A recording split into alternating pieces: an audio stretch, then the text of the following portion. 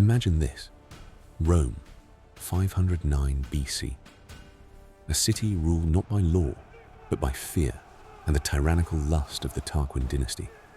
In a world governed by force, blood, and fate, human dignity was the cheapest currency in royal palaces.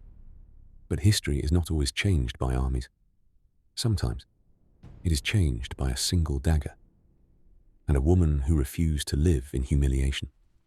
On a quiet, dark night, Sextus Tarquinius, the king's son, slipped into the house of the noblewoman Lucretia.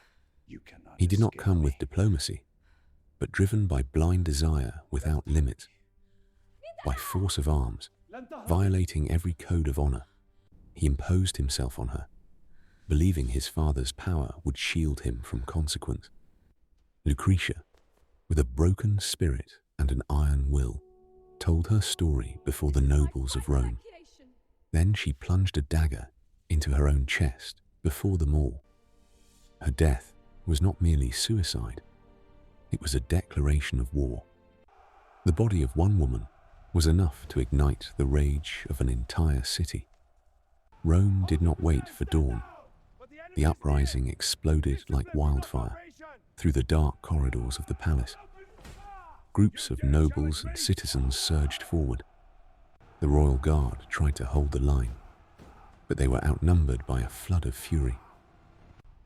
There were no clear battle lines, only brutal clashes in alleyways.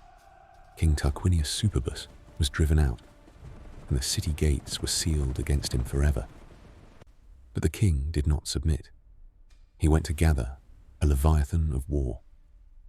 The exiled king forged an alliance with Lars Porsena, the powerful Etruscan ruler.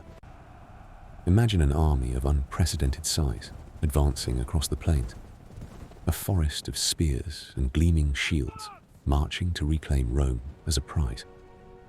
Their plan was tactical: seize the high ground of the Janiculum Hill, then surge across the wooden Sublician Bridge, the only direct path into the heart of the city. As at Agincourt, the narrow bridge became a deadly choke point. Here stood Horatius Cocles. As others fled, Horatius took his stand alone at the bridge's entrance and shouted to his comrades to destroy it behind him. Picture the scene: one man facing thousands, blades crashing against shields, arrows darkening the sky like a black storm. As the bridge collapsed into the waters of the Tiber, the rapid assault failed, and something worse began: the siege. Rome became a prison of hunger. Lars Porsena cut off grain supplies, waiting for starvation to achieve what swords could not. But he met something he had not calculated for: pure defiance.